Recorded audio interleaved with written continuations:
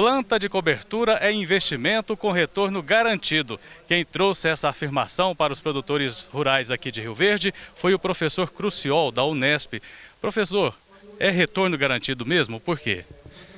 É porque é o seguinte, essa região, né, e é muito similar ao oeste do estado de São Paulo, é uma região sujeita a veranicos. E veranicos são períodos de falta de chuva bem na estação chuvosa, quando as plantas estão se desenvolvendo, né, e às vezes alguns estágios críticos. A planta de cobertura, né, nós enfatizamos mais as braquiárias de maneira geral, são plantas que têm uma capacidade muito grande de desenvolver um sistema radicular agressivo e profundo e que tem uma duração da palhada por maior tempo em relação às demais plantas utilizadas como plantas de cobertura.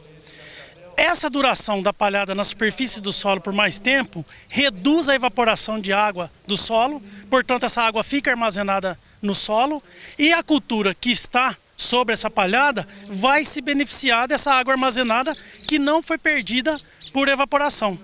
Além disso, essas plantas, por ter esse sistema radicular agressivo e vigoroso, elas estruturam o solo, aumenta a porosidade desse solo e o sistema radicular tem que ter no mínimo no solo 10% de porosidade para conseguir respirar, absorver água e nutrientes, então torna o sistema, a adubação mais eficiente, né?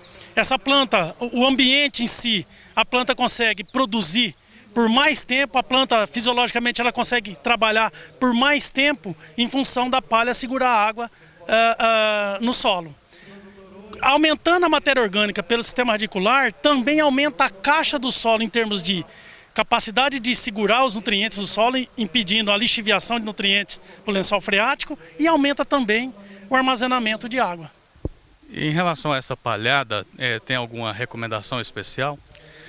Olha, não existe uma recomendação especial. O que a gente precisa saber é o seguinte, qual que é a situação, qual que é o sistema produtivo do agricultor.